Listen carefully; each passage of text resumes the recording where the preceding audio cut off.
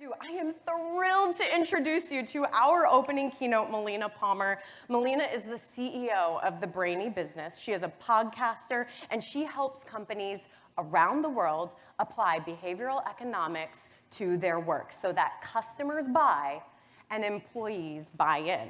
She's written 3 best-selling books. You get one of them, so make sure you pick up your copy.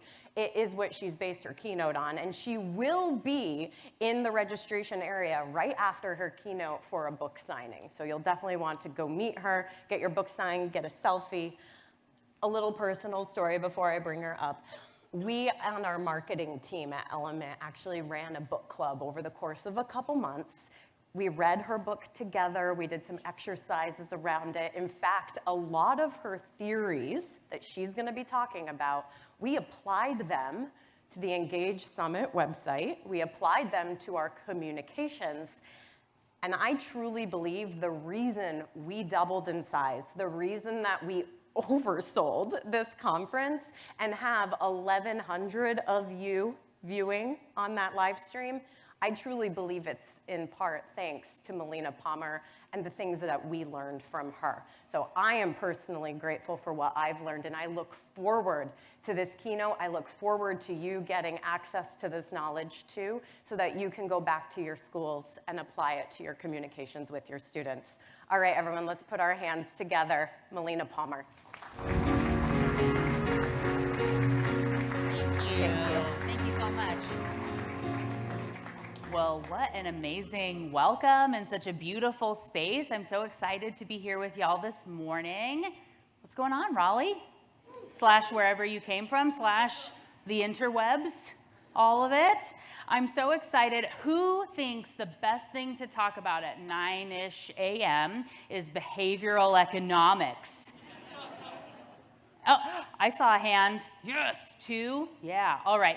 I promise we're going to have a lot of fun today. And I always do like to start with talking a little bit about what behavioral economics is, because we do know it's not the greatest name for the field, but it is descriptive of actually what it is. It just doesn't sound super exciting. So I like to say that if traditional economics and psychology had this adorable baby, we would have behavioral economics.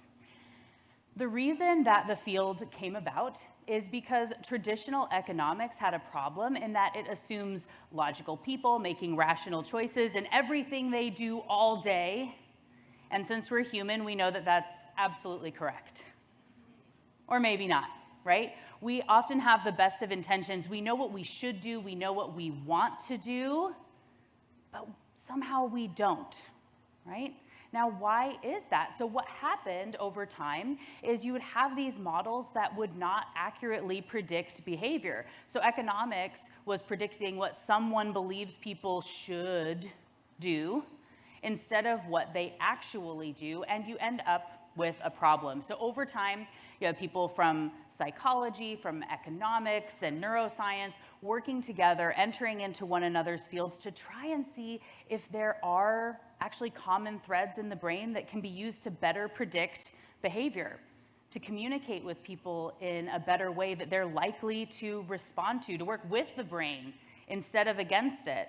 And hey, great news. There were lots of those threads, and that is how behavioral economics was born. So if you're wondering why this matters to you, for one, all the big companies out there, they're using this already. No question, they are either creating nudge units, they're hiring chief behavioral officers, they're bringing in consultants like myself to work with them so that they can better communicate with people so they're more likely to buy from them. They're making it so it is a better place to work. That means it's competition for you, even if they're in different industries. As Mallory was saying, the students are experiencing something with Apple, with Walmart that they're used to now, and they have higher expectations. So if you're not understanding why people make decisions, you're going to fall behind. And we've seen fintechs jump up in banking. There are going to be things throughout education. We're seeing those already, right? And if you're not aware of this real decision making, it can be a serious problem at your school, right? So let's talk a little bit about how you can be seeing some of this. What even is behavioral economics? Now, definitely you all are experiencing it all the time and you don't even realize it because it can be simple little things. So this here, we have an example from Netflix where they way back started to look at something in their imagery and photos. So some of you may not remember a time way back when everybody used to have the exact same, it was like one photo for a movie, right? There was the single promotional poster and it was everywhere, and that's all we ever saw.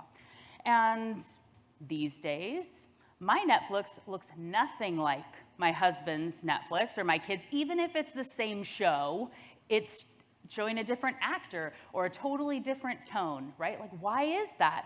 And it is because of behavioral science. And so what Netflix did years ago is they said, I wonder what would happen if we changed out the photos. What if we did something different? And they found that just by changing the image, when they found the right one, it increased the likelihood that someone would click on a show and stay in Netflix by as much as 30%. Just by the image for the same show. And we have things like descriptions that can make a difference. So like these images from the Unbreakable Kimmy Schmidt. If you can see they're all pretty similar, bright colors, similar characters, but the right image can be really, really resonating with that right person in a way that it doesn't have to cost tons of money to be feeling very personalized, even when it is using automation and AI. Next, we have here that buy now button at Amazon. We've all used this, maybe today even already. Get a quick order in before you come in for the event. And you've used the buy now button, but you might not know that Amazon actually patented one-click buying back in 1999.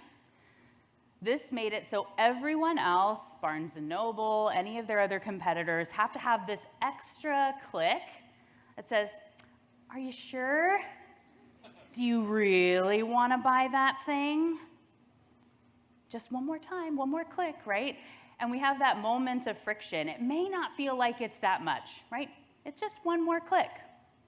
We talk about this, I'm sure, across your institutions all the time. It's one more form, one more field, one more person to talk to with just one more question on that survey. And if we're doing one more, let's do 10, right? Throw it all in there. Because if we're asking once, get it all out of the way, right? But that friction makes a huge difference as to whether people continue through the process. You can lose people that were really interested because you made it too hard. Now, if we don't believe in just that power of Amazon, let's talk a minute about Apple. Steve Jobs paid $1 million to have one-click buying in iTunes. He paid Amazon $1 million to remove a single click from the buying process of iTunes. And while we can't say that that's the only reason that they have turned into this amazing tantamount success, all those little decisions add up. It can be one little thing here, a tiny thing over there. These micro changes are incredibly important in people feeling good about doing business with you. So, now that we've had a couple examples, I like to talk a little bit about the brain, because even though we all have brains, turns out we don't really understand how they work most of the time. So I like to start with this thought experiment from a psychologist at NYU, which is to think about your brain like a person riding an elephant. You have that logical, conscious rider, can see out onto the horizon. It knows where it's going. It knows the best way to get there. It is pumped, ready to go. Unfortunately, we also have the elephant, right? And no matter how excited the rider is about where it's going, it can't push or pull or logic the elephant into going where it wants it to go because they don't speak the same language, and that elephant has a lot more weight than that rider has, right? So if it wants to sit down or stop or go too slow or run in another direction, you're kind of at the mercy of this 6-ton behemoth and where it wants to go. So what behavioral economics allows us to do is essentially become like an elephant whisperer, right? So we can talk to that subconscious elephant, motivate it to stay on the path that we want it to go, understanding how it's making those decisions. So as we think about decisions, I love to have some interaction with the group, so I hope we're gonna get some shout outs here. How many decisions do you think you make on an average day? We can maybe say, like, how many decisions do you remember making yesterday? Anybody want to shout out? I heard thousands, I heard 15. I think someone said 1 million. So I guess I should have thought about the room I'm in and how many people are coming to you with requests all day long. Fair enough. So typically, we have people that say like 25, 500, 5,000, thousands, right? So research shows we humans make up to 35,000 decisions each every single day. And so again, we don't remember making, could you quote all million decisions you made, right? I know I made a ton of decisions, but who knows what they were? They're gone now. That was yesterday. I have no idea. So when we know this, how much is happening, and that we don't remember the bulk of those decisions, why is that? It's because that elephant is having to make those decisions using predictability, using the status quo, using rules of thumb to help us make choices. So let's talk for a minute about those 35,000 decisions. We're going to break it down a little bit. So I'm going to assume, of course, everyone gets 8 hours of sleep every night. You all only work 8 hours a day, and then you have 8 hours for whatever else you want. Wherever that all actually breaks out for us, that's just so you can know where the math comes in here for anyone that's going to be following along. So if we take our 35,000 decisions with these assumptions, that would mean each person is making 17,500 decisions at or about work every day, 87,500 decisions per person per week, 4,375,000 decisions per person per year. Same goes for your students, your faculty, administration, your families at home. Everybody is making all of these decisions all the time. And what we need to be doing, we think about things like making a change, like bringing in AI, like communicating with people, the processes we have, some staff turnover. We tend to think about these problems as a big, giant thing that we need to deal with. But really, life is just a series of micro moments and micro decisions. And when we can break it down and make that one thing a little bit easier, that snowball can start forming and get ready to work for us, rolling in that positive direction. We can be looking for those little snowflakes and know that they're contributing in a positive way. Regardless of how much influence you have over your entire organization, you can start to see a shift around you, and people will catch on and want to participate and say, hey, what are you guys doing? That seems amazing, right? And when we think about these micro decisions, it's also very important to think about when we're trying to get people to change with us and the stress that people can be under. So I always like to talk about habits as well. Now, habits do tend to get a bad rap. We only really talk about them when we're looking to change them, big ones we don't like. It's maybe a bit late to ask this, but anyone still rocking a New Year's resolution? One? Just one. Good for you. Now, who doesn't make resolutions anymore because they're totally a joke and not worth my time and it's never going to happen? Yeah? All right. And who's lying? No, okay. So, I'm going to tell you the secret to habits and how they really work and where we all get them a little bit wrong. And this is also important as we think about both personal stuff as well as thinking about teams and students. So when we think about a habit, we tend to think about, I want to consume less sugar, right? So I love chai tea lattes. I always use this example. So if I'm saying I want to reduce my sugar intake, I'm going to stop drinking chai tea lattes. But then I see that Starbucks logo. I think, oh, okay, just today, I got a really busy meeting or a long day. I need it today. But tomorrow I'll do better. The problem is I'm trying to rely on willpower often, but again, our brains are rooted in that status quo and how we make decisions, and so much of what we're doing every day is done by the way we've always done things. And so habits aren't all bad. Almost everything we do is a habit. So we want to understand what is triggering them. So what you have to have a habit is you have a context that is repeated enough times so that your brain knows there's some sort of a reward on the other side, and then it reinforces that context again. So in the case of my example, the Starbucks logo is a context that makes my brain go, ooh, there's sugar over there. And caffeine? Yes, please, right? I'm very excited about this. So when I drive by the Starbucks every day on my way to work and think, I'm just be better than this, Melina, don't turn into the drive-thru. Don't do it. I live in Seattle, by the way. Did we? Yeah? Okay. So if I'm having to drive by the Starbucks, then I'm having that repeated context and relying on willpower. I'm going to give in at some point, right? If I step back, I understand what the context is, and I take a different route to work where I don't drive by the Starbucks, I don't necessarily have that same craving to pull in there, right? So research actually shows for flight attendants that smoke, just to show this in a slightly different way, that if you have the flight attendants who smoke, say they're on a 2-hour flight, they will start to get a craving at 90 minutes in to the flight.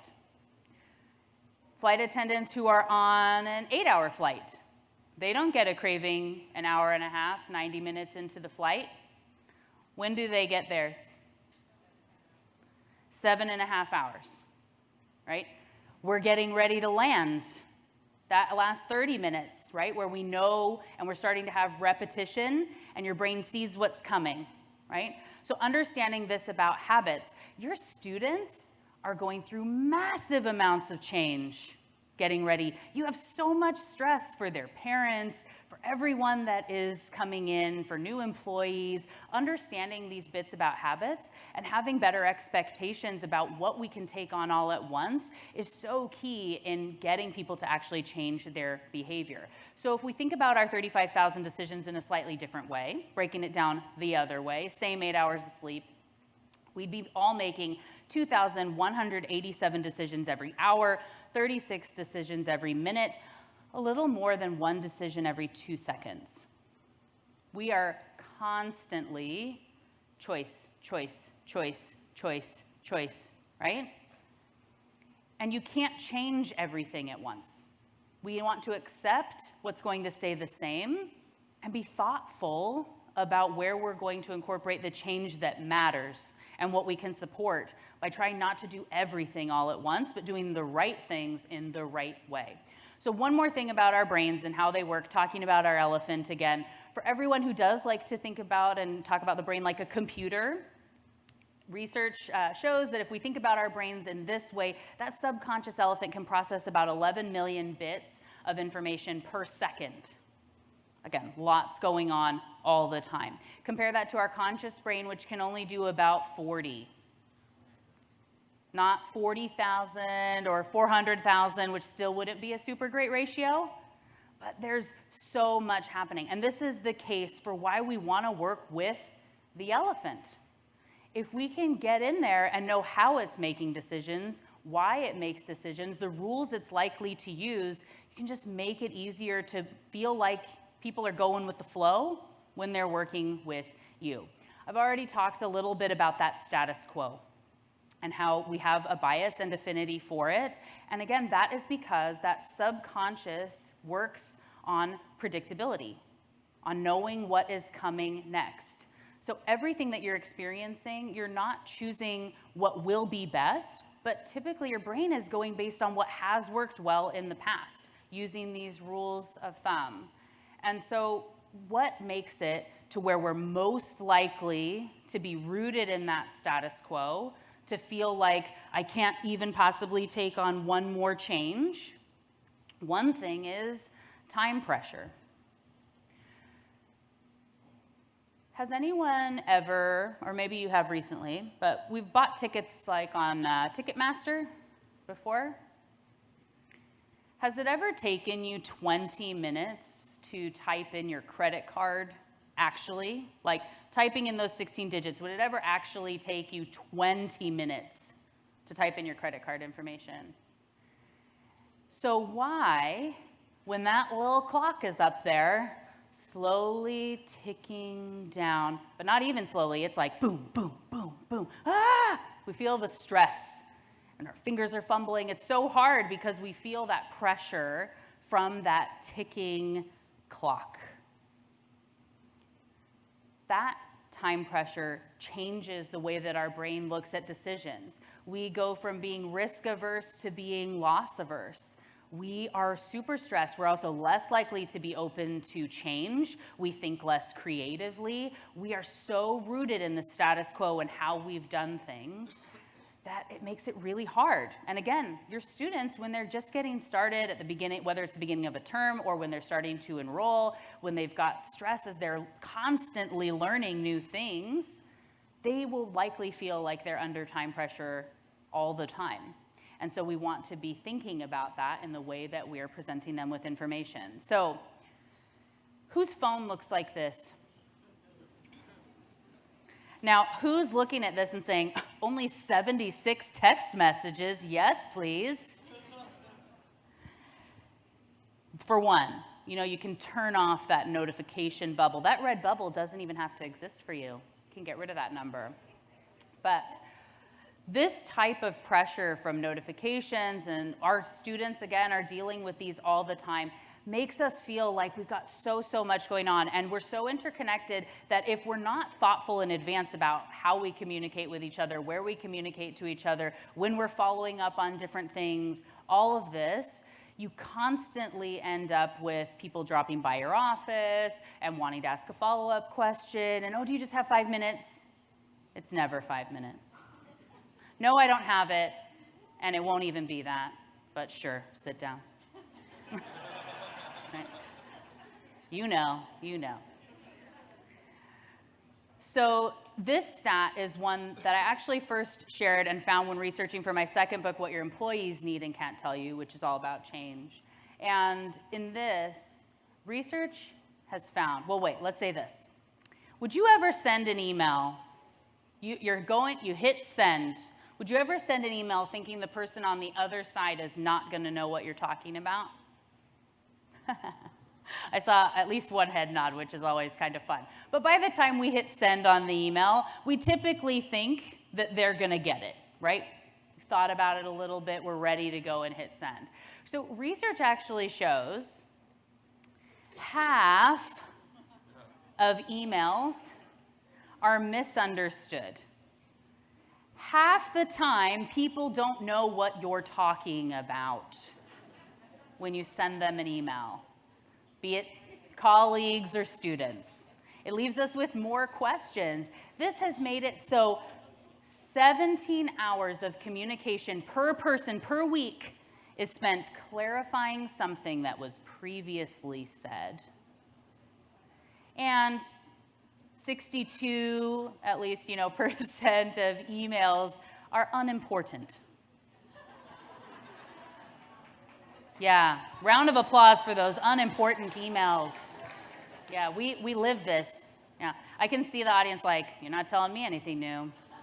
I know. All right, so with this, again, let's stress, and I see we've got a couple people taking photos. I love it, please do. So just think about being a little bit more thoughtful in a way that you can reduce the way people are following up, right? So maybe it's not a full 17 hours per person per week, but maybe we're getting back 10, 5, 2. It's massive how much time we can be getting back across our team, across the month, across the year, if we're a little bit more thoughtful. And I'm not going to get too deep into this particular story. I once got an email from my boss on a Thursday at 10 a.m. that said, we need to talk, be in my office at 2. Terrifying. Very scary email. I spent 4 hours stressing about everything, getting prepped, every conversation, everything I had been doing. So I was like ready for this fight, whatever was coming. She gestures for me to sit down and says, I'm going to be out of the office tomorrow and wanted to let you know that yours is the email I'm putting on my out-of-office responder. Yes, that truly was the whole point of that meeting. That's what we were there for, okay? Now, she maybe saved 2 minutes not sending a more thoughtful email. We're being generous here, right? And it meant nothing to her. She's totally forgotten about it. I lost hours of productive time from that. I came to learn there was this meeting on Thursdays and sort of got used to it, but it's always in the back of my mind, that stress of if I actually did something wrong. If her email would have said, I'm going to be out tomorrow, do you have some time at 2 o'clock to talk about it? Yes, see you there, right? There's nothing, it's easy, right? There's so much power in the way that you talk about things. Little word changes can make a huge difference, especially in email, and little points of communication and being more thoughtful. So as we think about applying this behavioral science, behavioral economics into the work that you're doing, as you're thinking about AI, automation, how we can be using all of this, I want you to think about the framework I use is called behavioral baking. So essentially, imagine you wanted to start a bakery. You've never baked anything before, but you feel good about it, right? Watched enough episodes of Great British Baking Show, you're ready. But if you're going to do some research, you're getting ready to start this, what's the first thing you would need to do? You're probably going to learn a little bit about each of the ingredients, right? What do they do? What are they used for, right? So eggs, sugar, flour, butter can be combined in all sorts of ways to make all sorts of things. And you want to know what they do so you don't throw in 3 cups of sugar and a tablespoon of flour and hope it's going to be cupcakes, because it's not, right? So we want to know what those ingredients are, how they work, what they're there to do, and then we want to know what we want to make. What are we here for? Because again, those same ingredients can be combined in different ways to make all sorts of things. And if we just say, you know, I'm going to throw it all in there and I'm going to see what comes out, it's not going to be great. You want to know if you're trying to make cupcakes or cookies or macarons or anything else, pizza dough, bread, before you start making anything. And you're probably going to want to start with a recipe the first time, right? We're not going to say, I've eaten a lot of cookies. I can figure this out. Right? Someone's done this before. There's a way we can be learning. And you're probably going to even start with like a box mix at the beginning. Go as simple as possible. And even in that case, it's not going to be perfect every time. You're going to have moments of learning along the way. You wouldn't say, though, you know, I tried baking once. My cake came out really dense. Baking's not real. It doesn't work. It's not a thing. I tried it one time, right? You would have that happen and say, my cake was dense. I wonder why. That's interesting. I shall research and try again, right? Little things can make a really big difference. So recipes are going to help you. In the book that, as Mallory said, you all got what your customer wants and can't tell you for being here. I do have a recipe that you can follow. We're not going to talk about all of these today, but really we need to know the problem we're solving, and we are going to jump in the same way we would for baking. So I'm going to take half a second while people are getting their photos. Okay, click. All right. So nice try. You missed it. No, we're going to share them, so don't worry. So the biggest mistake that I see companies and people make when not just trying to apply behavioral economics, but looking to work on any sort of projects, implement anything into their work, is to not really know what problem you're trying to solve. It's been ingrained in us to see something that we deem the problem and jump into solve mode instantly. We've been taught that our whole lives. and the way I see the problem is what it really is, and this is how I'm gonna solve it. I know, got it. The problem is, it's really easy to find the right answer to the wrong question. It's very expensive to work on the wrong problem. And so spending more time thinking about the problem, knowing the true problem, is going to put you light years ahead of your competition. And if you don't believe just in me for this, I always love to go to Einstein, who was reportedly asked if he only had 1 hour to save the world, how would he spend that hour? And he said he would spend 55 minutes understanding the problem and 5 minutes solving it. Now, my question to you is to think about your last problem or project at work. How much of your respective hour did you spend thinking about the problem before jumping into that solve mode? Probably not even 5 minutes of your respective hour, right? So spending more time thinking about that problem is really, really key in helping to make sure you're working on the right thing, that you can be nudging the right behaviors to get people to change in the way that you want them to. We've all been taught that brainstorming is the right way to do this. I instead like to go to question storming, which is instead of starting with a known thing, like how do we get more students? How do we keep people enrolled? We maybe go ask another question about those things, right? We need more students. We can then ask a question that's saying, well, is it actually that we need more students, or do we just need people to stay enrolled? There we go, I got it. Just making sure we're all awake still, you know? So thinking about those problems in a different way, asking lots of questions to challenge assumptions is really powerful in helping us to make sure we're working on the right problem. So as you put in technology to be able to support the work that you're trying to do, it can make a really big impact on the right things, right? Spending that time thinking about. One of my favorite examples is of an organization that's called the Littery. So I want you to imagine your new job is that you have to get everyone on earth to properly throw away and sort their garbage every single time. Until you have completed this task, you may have no other job. Do we feel optimistic? Maybe not. So we're not feeling super hyped about it, but I know this room.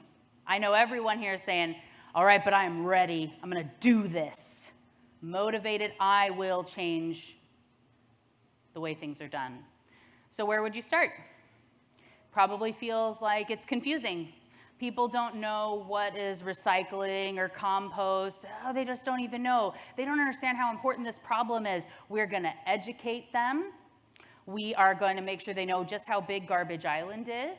We are going to be putting out brochures and videos talking about what counts as recycling and what is compost that everyone's going to watch. We're going to make this happen, right? But that hasn't worked for a really long time. Just telling people the problem and wanting them to be passionate about something in the way you care about it is not going to convince them or work to what they want to do. We need to understand what's going to motivate them. We can then work with the brain to help create that behavior we're trying to get. In the case of the Littery, what they have done is they have found a way, they've invented smart garbage cans that can tell when you put something in the right bin, it can tell what it is. And if you put the bottle in the recycling bin like you're supposed to, you get a notification on your phone letting you know that you've been entered into the lottery. And you could win millions, state or countrywide lotteries, because you recycled that single bottle that you happen to have. Motivating? Yeah, they tested in movie theaters, 4 theaters over 30 days, and had 100% compliance.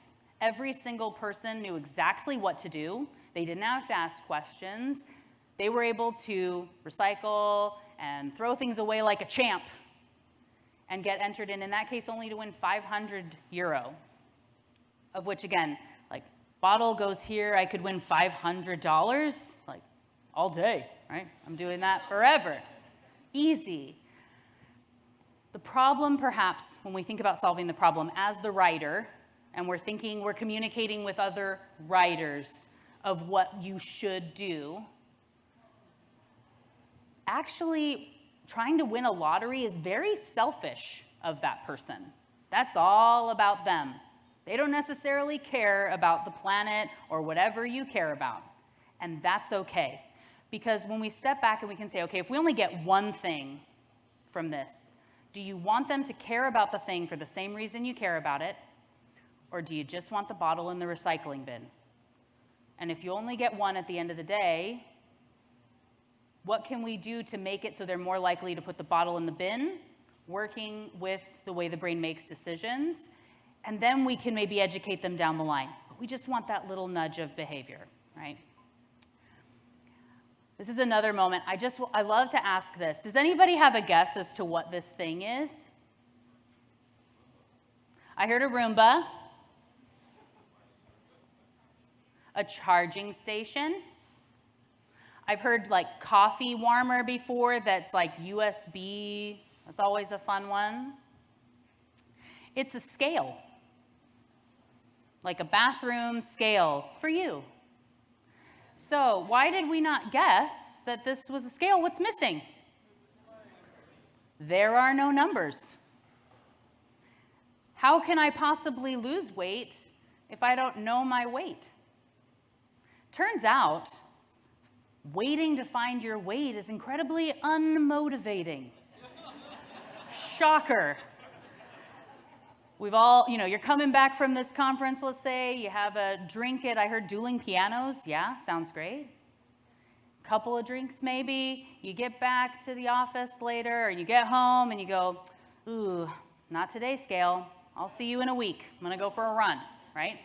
But we need these habits to move forward. Actually, stepping on the scale is very motivating. It's a snowballing habit, but waiting to know the number is not. So taking those things out, Shape actually works with a color system, encouraging people in positive ways to say, actually, having nothing bad happen is actually what you want most of the time, just to maintain. And so maintenance is green, you lose a little, it's blue. It's just this really great experience that has helped people who have typically had a hard time losing weight to stick to diets and exercise. And it's by understanding the true nature of behavior. And in their case, and with the literary, it's about framing, a concept in behavioral economics that shows that how we say something, how we think about something matters more than whatever it is we're actually saying. Another example. I want you to imagine tomorrow you go at the hotel you're staying at, you're going to just order in a breakfast, you see what they have, and they have 2 yogurt parfaits. Assume you love a yogurt parfait, you're delighted. You can't wait. They're almost identical. The only difference is, one is listed as being 90% fat-free and the other as 10% fat. Now, which one do you want to buy? The one with the fat. All right, and everyone else is thinking 90% fat-free, I'm guessing, right? It feels so much better. Even though we logically know it's the same thing, it feels completely different to us, right? How we communicate is very, very different. So this is this process of framing and reframing. Now, here's something that you can be doing to apply framing in your communication to students, to anyone else. It's to go, in this case, when people are feeling stressed, when we're not sure what we're supposed to do, thinking about all that miscommunication, when you can go from abstract to concrete language, people feel like they're being listened to more. They feel better about it. What does this mean? So this research was looking at, in a call center, when people said something along the lines of, your refund will be there soon. Out there, we don't know, right? That doesn't feel very good. The concrete side is saying your money will be in the account tomorrow. Your money will be in your account tomorrow. Customer satisfaction scores increased. People liked that communication. It felt like someone listened to me. I know what that means. I feel good about this.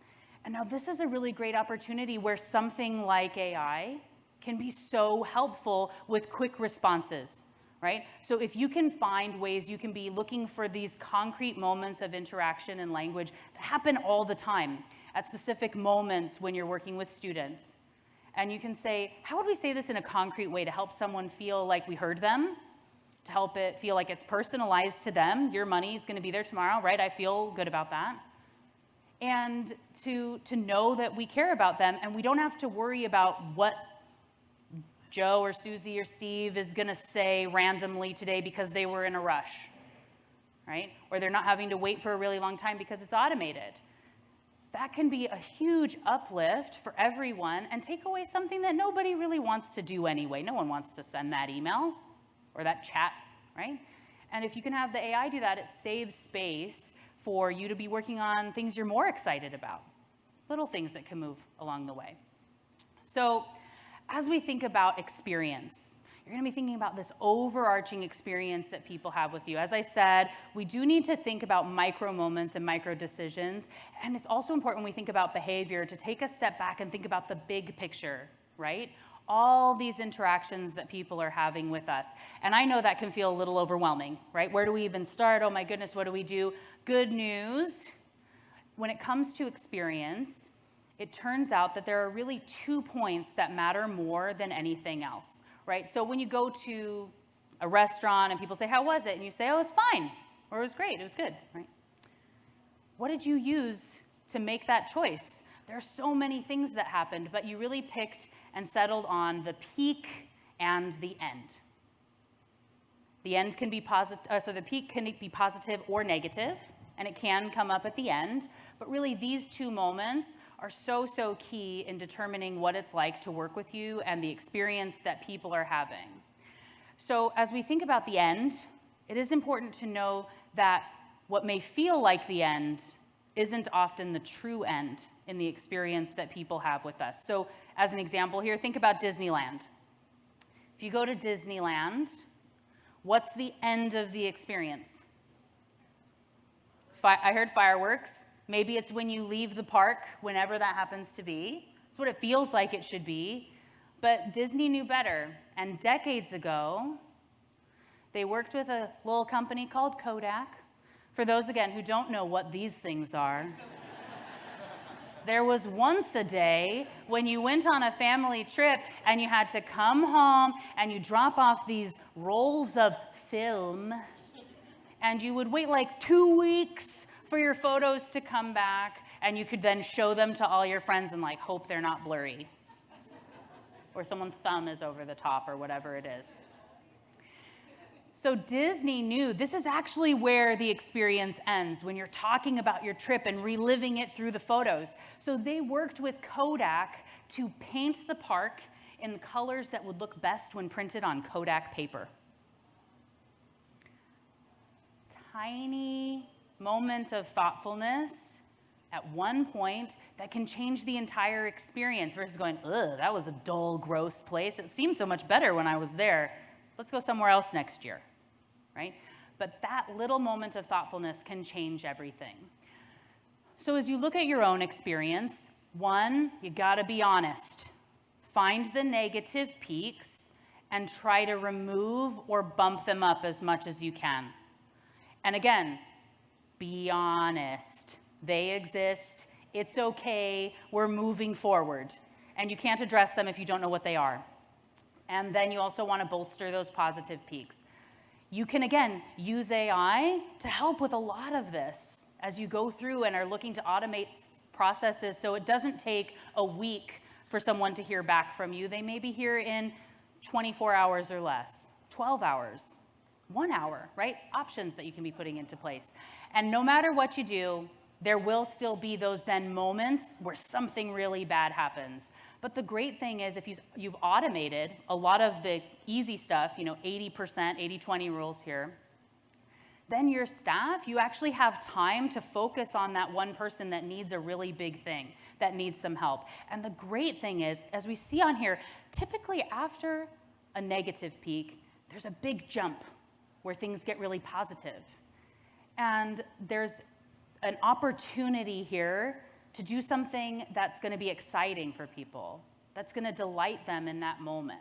There was a person I've had on my podcast, his name is Robert Cialdini. He talks about how he was giving a talk and there was a woman who had been at a resort. She wanted to go play tennis with her kids, There weren't any youth rackets available, and she was frustrated. She complained to the manager. They then went and got rackets, brought them back, and they were able to play in the time they had allocated. She was so delighted that she went and told the manager that she booked her entire family to come back for the 4th of July holiday. She was real mad, so delighted, right? Having people empowered to take the action in the moment when something bad happens can result in this surprise and delight, and then people are going to be very loyal. They remember those moments of thoughtfulness in a really positive way. So being thoughtful about that can change so much. And why does this matter? It's because loyalty matters. Having people loyal to you is really important. Staying enrolled, sticking with you, having conversations before they just jump ship, right? That all matters. And what is at the root of surprise and delight? It's a little thing known as dopamine. So I want to talk to you about an experiment that was done with some monkeys. And so in this case, there was a light that goes on. They know that they then have to press a button 10 times or a lever. They're going to then get a treat, which they get to consume. So when we think about anticipation and dopamine, when people were first starting to research this, they didn't know. We assume the monkey wants the treat, and that's where they're going to get the hit in their brain, right? Yes, that grape is delicious, delightful for me. Actually, dopamine happens when the light goes on while they're doing the work, and the moment they get the treat, it stops. Because dopamine is all about anticipation of rewards. Something good that's going to happen, this unexpected thing. And so when we have the signal, we get the work, we have this dopamine. The researchers decided to test what happens if we don't do it every time. Like half the time they press the button 10 times, nothing happens. Dopamine doubled when it was unexpected, and half of the time you get nothing. The brain likes it more, twice as much. What happens when it was either 3/4 or a quarter of the time? It's like right in the middle. It's amazing. These unexpected things are really delightful for our brains. So moments of unexpected delightfulness can be so great for people doing business with you, whatever that may mean. And the good thing is that means you can have, again, where kind of the table stakes stuff is just going well all the time, good there. And then we can just sprinkle in delightfulness, things like, the lotteries that we were talking about. So this matters because satisfaction is not loyalty. We can never be more than just satisfied, right? So you go to the bank and you ask for $20 and they gave you $20. You go in to rush and tweet and be like, OMG, got my $20, woo! No, right? You'll never do that. But delightful, so asking people how satisfied were you with our service? Meh, whatever. But when we say, how delighted were you when working with our department? It's a very different question. And it makes it, if you're looking for little moments of joy and delightfulness, one, makes for a much happier working environment for you all, but also people like to be doing business with you. If you can have little moments of delight for students, that's exciting. They're going to talk about it with their friends, why they go to your school instead of somewhere else, right? Little things. And the good news is, again, if you were to give whatever that thing is to everyone, it becomes expected. And now you've just made it that everything's more expensive.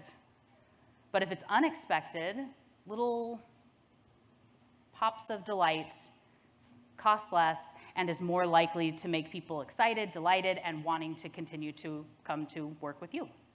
So as we bolster those peaks, what's a way that you can be delighting your, and this says customers, whether those are students, whether those are team members you're working with, what's the number one thing that people said delighted them from a business?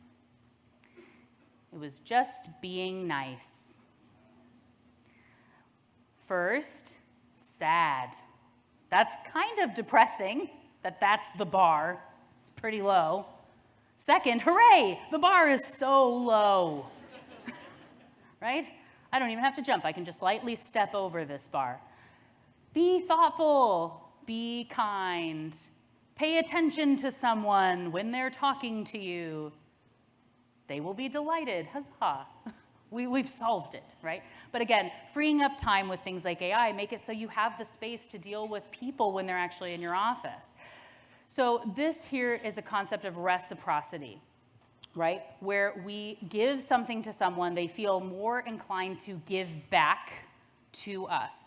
This is ingrained in us as humans that we want to give back when someone gives something to us.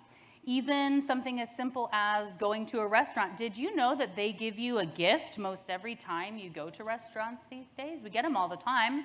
It's that little mint, maybe. Or a fortune cookie, perhaps, depending on where you are dining. Or those amazing little Andes mints, you know? Right. So what this research found is when the waiters, we had just the control group that you get nothing. You have one where you get a single mint. Tips increased by about 3%. With a single mint dropped off with the check. When 2 mints were left, people increased the tips by 11%. Amazing, right? So we leave a mountain of mints, we've solved it. No. What increased the tips even more than that was when the waiter went and dropped off the check with the mint, went to turn and walk away and said, you know what? For you nice people, here's an extra mint. Tips were up almost 25% over the control group for the same mint, right? Little thing. That little moment of thoughtfulness makes a huge difference for people. And you can be thoughtful in a way that you're setting up systems, making it streamlined, easy to do business with you, thinking back to Amazon and removing clicks from processes, being intuitive about what someone needs. One big reason that this matters is because we can all agree, waiting is the worst. It's so hard. And why is that? It's because we don't know what's happening. You're sitting there in this stress. So if a student takes the time to send you an email, or a prospective student asking what I need or something, do you have this? And then they're just, have they responded yet? Have they responded yet? Have they responded yet? Have they responded yet? It feels like it's taking forever.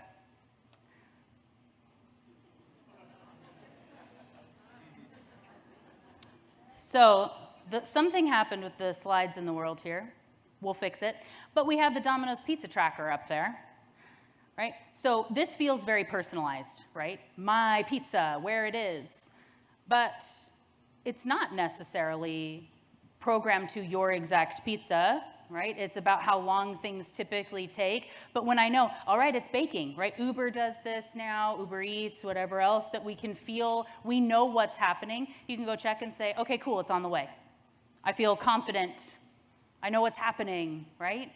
So a little thing like this, to know what's happening in a system, where we are, your application is in process, it's on Susie's desk, and she should have it back to you within 48 hours. If you haven't heard from us by Friday, please email here, right? We have those systems. It makes it to where people feel taken care of.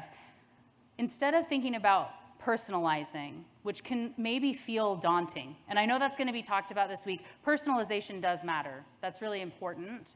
But if that feels daunting to you, if you can instead think about moments to be thoughtful. How can we be a little more thoughtful to everyone here? And how can we make it feel like they matter to us? What can we do to help them feel in control, to understand behavior? It can make everything a lot easier in how you're setting up those systems. So, in the world where the slides went away into the ether, they're also not clicking now. So I'm just gonna talk for a moment and we'll wrap up pretty close here. So we talked about understanding the problem. You need to know what you want people to do and know that we are in fact a herding species. And so we look to others like us to help us make decisions. So when we think about framing, right, even other things like most students like you are often interested in something like this right now, right? Working with those herds to help people feel safe is really key in when you're setting up any of that automation and communication. Also, when you're looking at things like testimonials and ratings and reviews and students saying how much they love it here, and maybe I was a little bit stressed at first, but they helped me all along the way. I knew I could go ask someone, and I was a little bit hesitant, but they did everything. It was so worth it.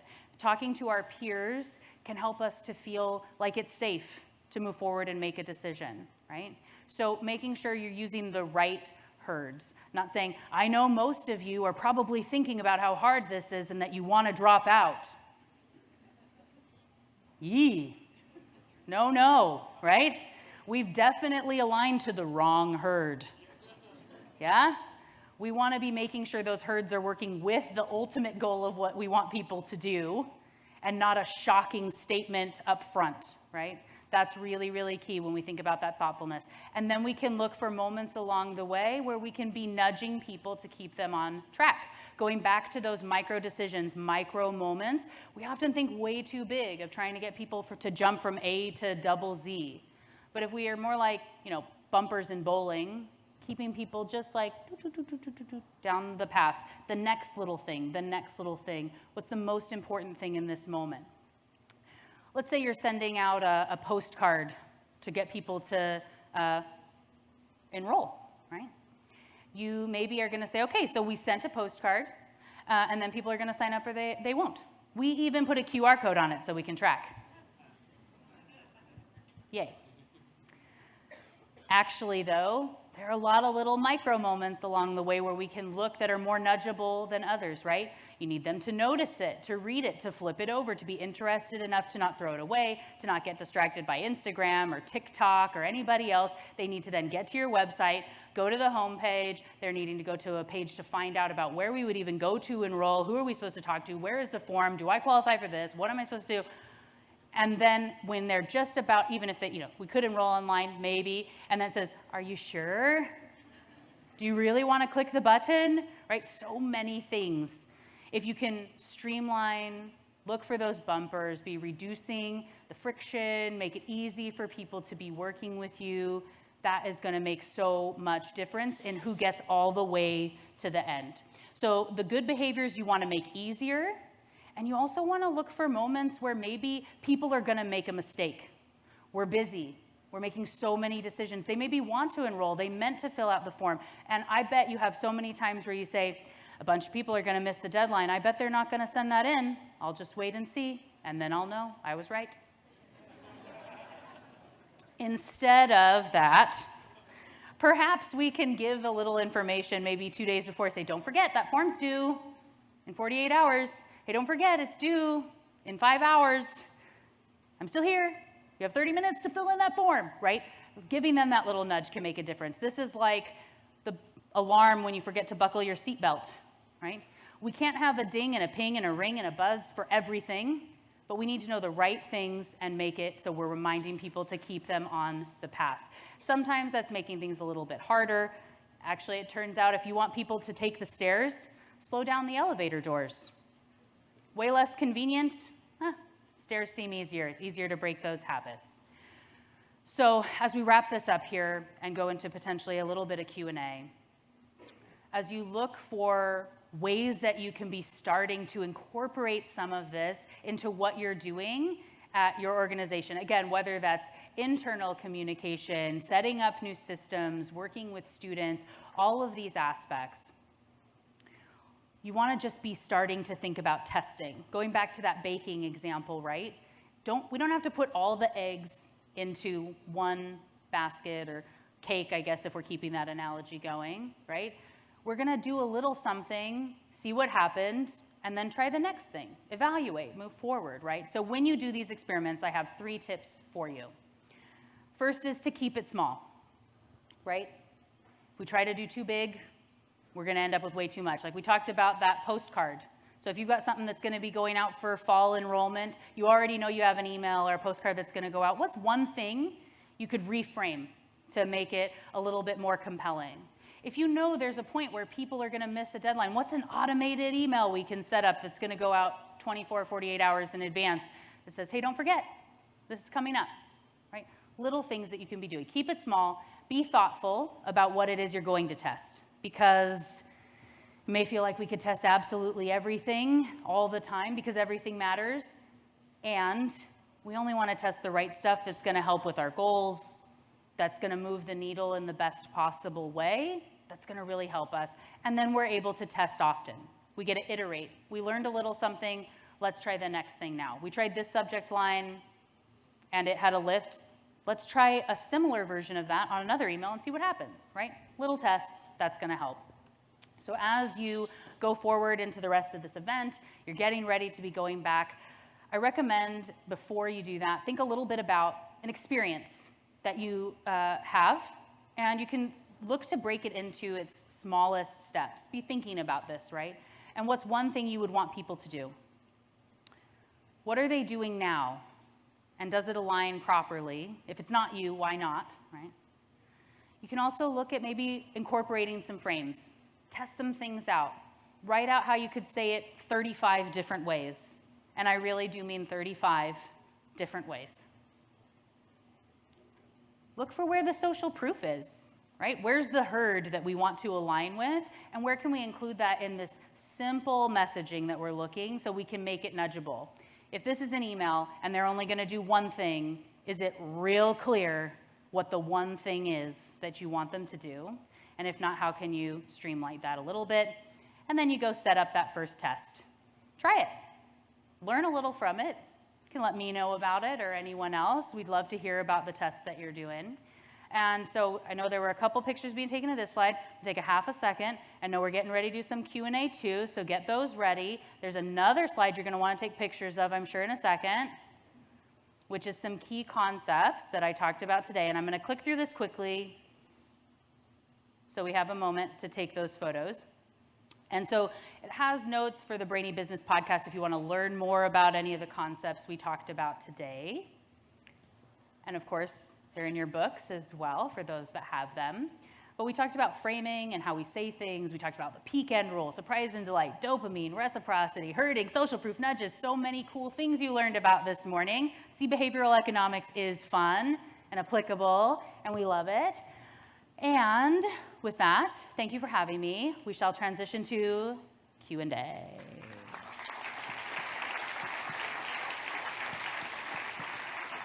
Melina, thank you. Go ahead. That was amazing. Thank All right, you. hands up if you have a question for Melina. Myself and my colleague Josh will be running mics because we've got these live stream viewers. You must ask a question into the microphone. And then after this, we will have a 15-minute break. Now, as you were all thinking of your questions, I actually got a text message from one of our live stream viewers, and they're like, please ask my question. Yay. So they said, any best practices for leveraging these ideas in our email communications? Ah, yes. So we were talking a little bit about email there too. So one is, having short email subject lines. So when we think about breaking down email and the moments that exist, right? The first thing is assuming we've made it through spam filters and things, right? We need them to be interested enough to want to open the email. So subject line is the first thing, and the first thing you would want to be testing. Some research shows that numbers at the beginning of a subject line of an email increase open rates. So that's something you can put in. And actual like digits, right? So don't write out the number 3, even though I know it may hurt some of your souls. Put a full number, numerical 3, I promise, and big numbers and things if you have them. Emojis also tend to do very well in subject lines. You all have brand guidelines, what you have to deal with, but if they're at the front. Sometimes a question is a really great way, a good frame to get someone to want to open that email. And something that maybe it's like been worried about, thinking about, don't miss out, right? So we didn't really talk much about loss aversion and FOMO, but we don't want to miss out on things, as we know. So that can be a powerful way to get that communication.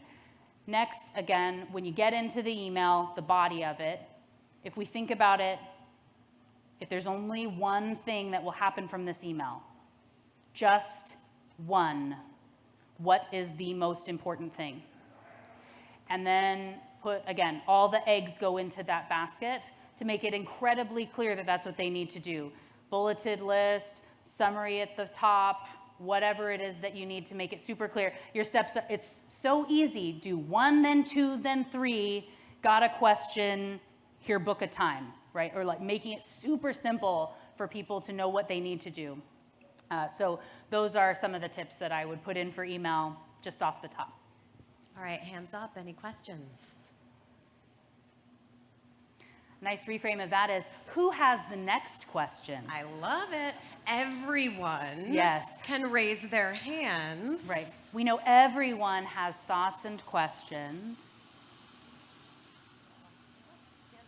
Oh, well, I won't stand up only because, well, can you only call? Balancing hold the on. world. I will say my name. Hi, Melissa Mormon, and I was curious, what project that you were on that stemmed this, or what was your most memorable thing that you were a part of that you used this on?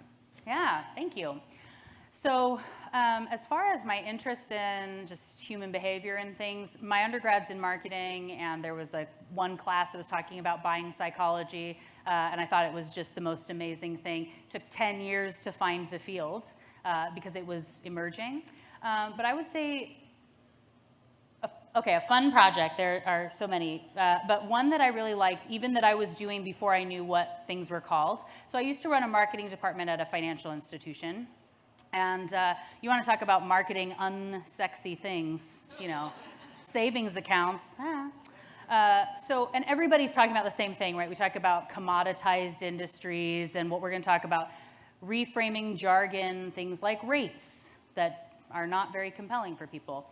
But we were looking to do a campaign for auto loans and auto loan refinances. And so I went and found, thinking, what would be so different? What's kind of this weird question we can ask? We were running it around the holidays. We went and found an old car that we had an artist actually cut in half for us. And we filmed the whole process and turned it into a video that we were able to share. We put the two halves of the cars in different malls, and you were able to actually sit in it and do a picture with the big step and repeat of the stuff behind you. And it had big frames that were talking about this whole, showed the video and everything. And it said, what's easier? Is it easier to cut your rate or cut your car, right? And you had people where it's asking, in the video, what do you think, cut your rate? And everybody's like, rate. And someone says car, right? So then you show cutting it all in half. But thinking about it in a different way that makes it really tangible, to be like, well, I don't want to cut out a piece of my car, and I could cut my rate. I like this alignment, right? So that did increase people being aware of our brand, people talking about us and sharing on social media, and ultimately people applying for auto loan refis. So yeah, that was a fun one. All right, I had a question passed to me. I'm getting texts, I'm getting pieces of paper. I love it. All right, so people are scared, right, of starting new.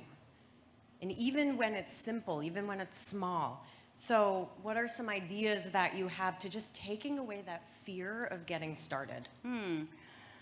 I think that, for one, is to try to take that step back, and while you're away from your everyday habits is a really great time. So you're here at this event, you're at this amazing summit, and you can be talking to some other people about what it is that you're thinking. What have you tried?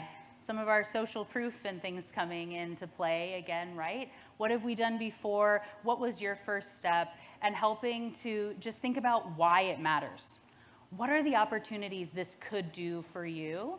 And if you think about your biggest pain point, and if that was to go away, how amazing would things be? Let's look back to the 17 hours per person per week on communication and clarifying things that were previously said, just as a starting point. If you feel like your team is strapped so thin, there's not enough time for all the emails. There's not enough time for anything. It feels like late hours, we're gonna lose another person, we're so stressed. Students are having this issue. If we say, what if we could just get 5 minutes back? What would get us an hour? Is there one meeting that we could change, right? Starting with that one little thing and knowing that it's just the first ripple to getting to that dream point. And if you do have a team of people and you're able to say, what would be our big goal? What might we be able to do? Reframing that fear into something that you're passionate and excited about, that you can celebrate and that would be delightful. Also, start with delightful moments, right? What's a fun thing that we can do? That makes it to where it is more exciting to be able to come in. It helps with your team to be feeling really bonded. You're working on something together. And so if you're able to, again, keep it small, and be thinking about how it's going to be helping over time. But if it's a small thing too and it doesn't quite work as you intended, you learned, and you can try the next thing. All right, amazing. Let's give it up for Melina Palmer, everyone. Thank